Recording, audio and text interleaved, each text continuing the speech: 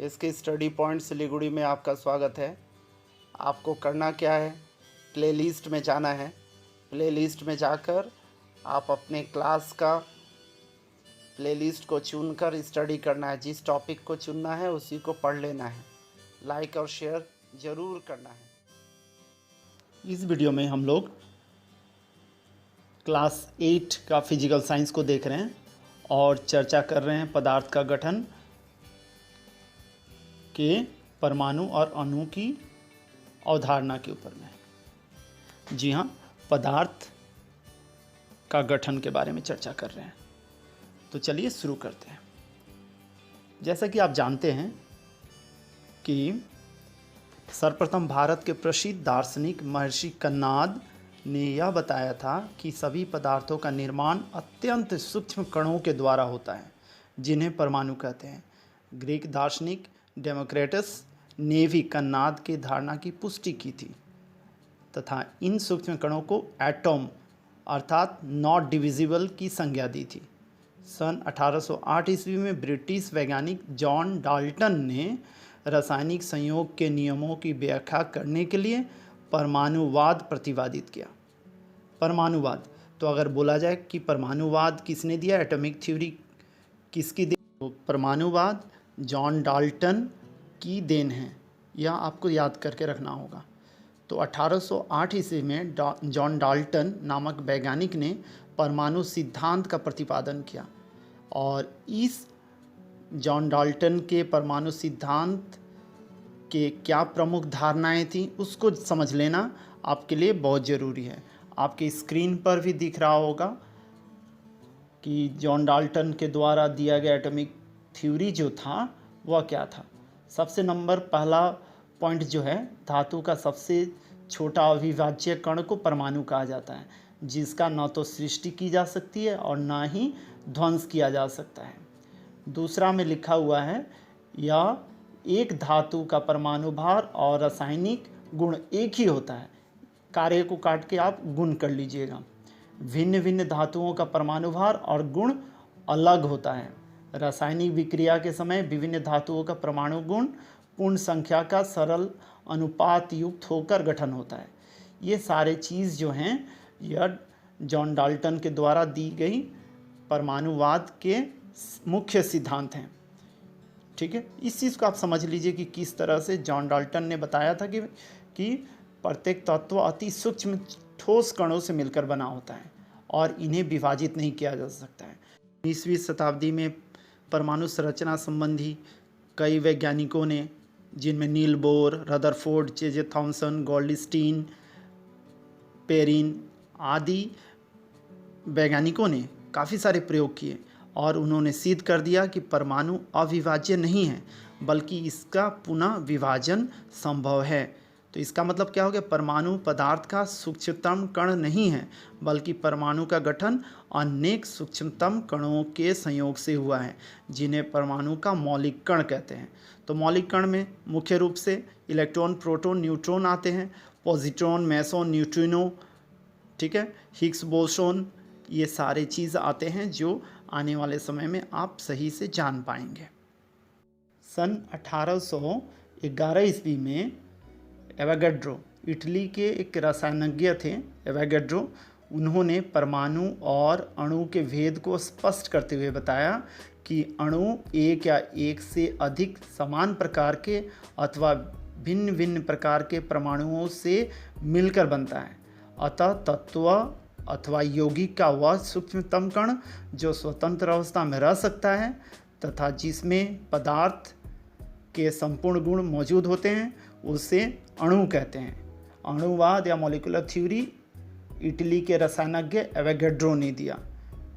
तो atomic theory और molecular theory, परमाणुवाद और अणुवाद, इन दोनों को क्लियरली आप समझ लीजिए। तत्वों के अणु एक ही प्रकार के परमाणुओं से मिलकर बनते हैं। मोनोएटॉमिक हो सकते हैं, डायएटॉमिक हो सकते हैं या पॉलीएटॉमिक हो सकते हैं। मतलब एक परमाणु से मिलकर बना हुआ है तो मोनोएटॉमिक, दो परमाणु से मिलकर बना हुआ है अणु तो डायएटॉमिक, और दो से ज़्यादा है तो पॉलीएटॉमिक बोलते हैं। जैसे हीलियम, नियॉन आदि जो हैं निष्क्रिय गैस हैं, किंतु ये सब क्या हैं, मोनो एटॉमिक हैं। उसी तरह से ऑक्सीजन, हाइड्रोजन, क्लोरीन जो हैं ये सब क्या हैं, डाई एटॉमिक हैं। इसी तरह से अगर फॉस्फोरस का आप ले लीजिएगा तो इसमें 4 परमाणु होते हैं, तो यह पॉलीएटॉमिक में आ जाएगा। उसी तरह सल्फर में 8 होते हैं। आगे बढ़ते हैं। जैसा कि अब स्पष्ट हो गया कि डाल्टन के परमाणु के सिद्धांत जो था उसमें कई दोष मिल गए। परमाणु अविभाज्य माना गया था, लेकिन वर्तमान या आधुनिक आविष्कारों के अनुसार यह सिद्ध हो गया कि परमाणु विभाज्य हैं। यह सिद्ध हो गया है कि तत्वों के परमाणु भिन्न भिन्न भार वाले हो सकते हैं, क्योंकि आप आइसोटोप्स के बारे में जान चुके होंगे। आइसोटोप्स में क्या होता है, एटॉमिक नंबर सेम रहेगा किंतु उनका एटॉमिक मास अलग अलग रह सकता है। तो ये सारी चीज़ें क्लियर हो चुकी हैं और हम लोगों को ये भी पता चला है कि परमाणु के भीतर जब परमाणु को विभाजित किया जाता है या फिर उसके भीतर में सब एटॉमिक पार्टिकल्स, जिन्हें मौलिक कण कहते हैं, इलेक्ट्रॉन, प्रोटॉन, न्यूट्रॉन इत्यादि मिलते हैं। जे थॉमसन ने इलेक्ट्रॉन की खोज कर दी, रदरफोर्ड ने प्रोटॉन के बारे में बताया, न्यूट्रॉन के बारे में जेम्स चैडविक ने बताया। तो इस तरह से हम लोग देख रहे हैं कि इलेक्ट्रॉन केंद्र के चारों ओर पाए जाने वाले कक्षों में घूमते रहते हैं। दूसरी ओर परमाणु के केंद्रक पर प्रोटॉन और न्यूट्रॉन रहते हैं। तो हम लोग समझ गए कि परमाणु किन से मिलकर बना हुआ है। तो इलेक्ट्रॉन, प्रोटॉन, न्यूट्रॉन ये 3 मौलिक कण हैं। इनके अलावे भी और हैं जिनके बारे में हम लोग पहले चर्चा कर चुके हैं। ठीक है, अब हम लोग आगे बढ़ते हैं और देखते हैं, समझने की कोशिश करते हैं कि परमाणु का मॉडल के बारे में। 1901 में जे थॉमसन ने डाल्टन के परमाणु सिद्धांत को त्रुटिपूर्ण बताते हुए परमाणु के विभाज्य होने का तथ्य प्रकाशित किया, जिससे 1906 में 28 वर्षीय अध्यापक जे थॉमसन को नोबेल पुरस्कार से सम्मानित किया गया।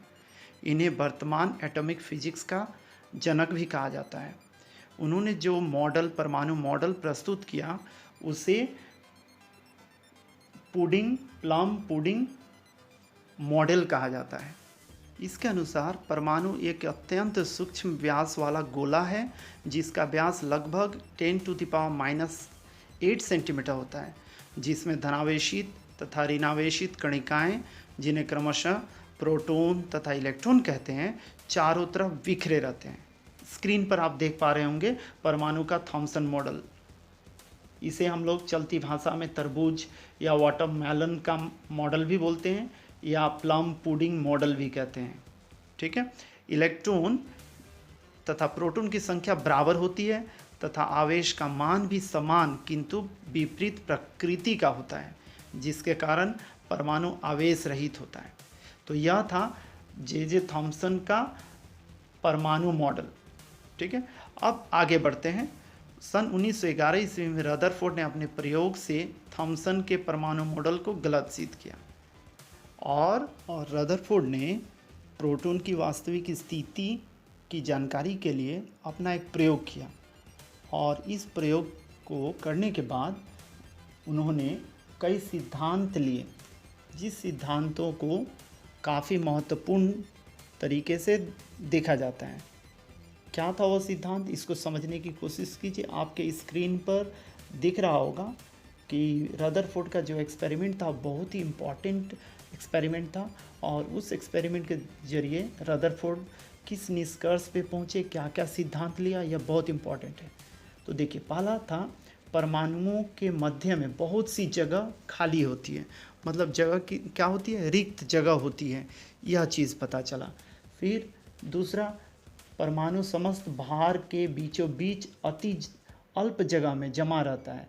रदरफोर्ड ने इसका नाम न्यूक्लियस दिया। ठीक है, और तीसरा देखिए, परमाणु केंद्रक के मध्य में समस्त पॉजिटिवली चार्ज सीमित रहता है। स्क्रीन पर दिए गए सिद्धांतों को भी आप अच्छी तरह से लिख सकते हैं, काफ़ी बेहतर दिया गया है। और केंद्रक के चारों तरफ इलेक्ट्रॉन विभिन्न वृत्ताकार कक्षों में घूमता हुआ रहता है। तो ये सब सिद्धांत थे जो एक्सपेरिमेंट करने के बाद रदरफोर्ड ने निकाला। ठीक है, उसके बाद में रदरफोर्ड ने अपना एक मॉडल दिया जिसे परमाणु मॉडल, रदरफोर्ड का परमाणु मॉडल कहा जाता है।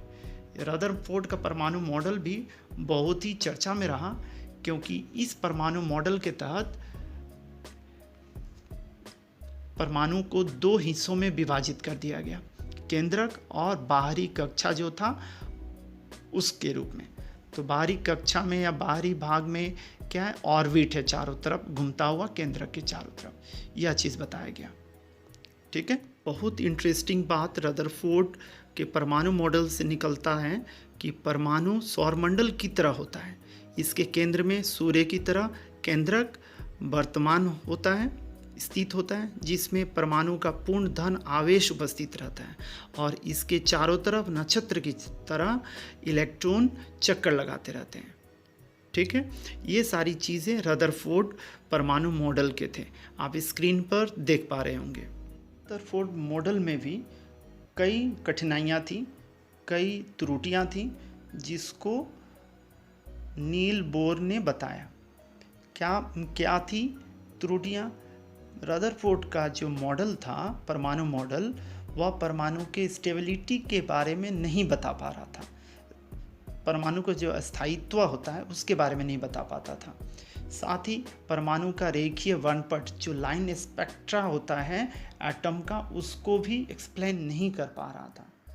तो इस तरह से रदरफोर्ड का जो परमाणु मॉडल है उसको भी ड्रॉबैक्स के कारण, त्रुटियों के कारण छोड़ दिया गया और उसकी जगह ले लिया नील बोर का परमाणु मॉडल।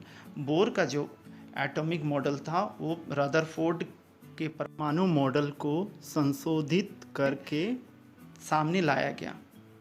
ठीक है, तो इसके अनुसार जो बोर का परमाणु मॉडल था उसमें परमाणु में इलेक्ट्रॉन नाभिक के केंद्रक के चारों ओर कुछ निश्चित ऊर्जा वाले वृत्ताकार कक्षों में घूमते हैं। जब तक इलेक्ट्रॉन किसी निश्चित कक्षा में रहकर नाभिक के केंद्रक के चारों ओर चक्कर लगाते हैं, उनकी ऊर्जा का ह्रास नहीं होता है। ठीक है, किंतु रदरफोर्ड ने क्या बताया था, जब इलेक्ट्रॉन अपना इलेक्ट्रॉन ऊर्जा को छोड़ता हुआ जाएगा तो वो आकर किस पर गिरेगा, परमाणु के जो केंद्रक है उसके ऊपर में गिर जाएगा। और इस तरह से अगर गिरता रहेगा, वो समीप आता रहेगा इलेक्ट्रॉन केंद्रक के, तो लास्ट में क्या होगा, इलेक्ट्रॉन केंद्रक में गिर पड़ेगा और परमाणु नष्ट हो जाएगा। किंतु ऐसा कुछ होता नहीं है, इसीलिए परमाणु का स्थायित्व या स्टेबिलिटी ऑफ एटम के बारे में रदरफोर्ड का परमाणु मॉडल नहीं बता पाता है, स्पष्ट नहीं कर पाता है। ठीक है, इसीलिए रदरफोर्ड का परमाणु मॉडल को छोड़ दिया गया और रदरफोर्ड के परमाणु मॉडल पर जो थोड़ा मॉडिफिकेशन किया गया नील ने, तो उस नील बोर ने उसको बोर्स एटॉमिक मॉडल कहा जाता है। ठीक है, और तीसरा पॉइंट सुन लीजिए, दो पॉइंट हम लोग देख लिए कि इलेक्ट्रॉन एक निश्चित ऊर्जा वाले वृत्ताकार कक्षों में घूमते रहते हैं। दूसरा था इलेक्ट्रॉन निश्चित कक्षा में रहकर केंद्र के चारों ओर चक्कर लगाते हैं तो उनकी ऊर्जा का ह्रास नहीं होता है। ठीक, और थर्ड पॉइंट सुन लीजिए, इन कक्षाओं का ऊर्जा स्तर जो होता है उसको एनर्जी सेल कहते हैं। ठीक है, स्क्रीन पर आप देख पा रहे होंगे कि किस तरह से एनर्जी सेल होता है। एनर्जी सेल्स को KLMN इस तरह से रिप्रेजेंट किया जाता है, या 1 2 3 4 करके भी दिखाया जाता है। तो आप याद रखिएगा कि ऊर्जा स्तर इन कक्षाओं को कहा जाता है और ऊर्जा जो एनर्जी है वह क्या रहता है, स्थिर रहता है इन इलेक्ट्रॉनिक कक्ष में।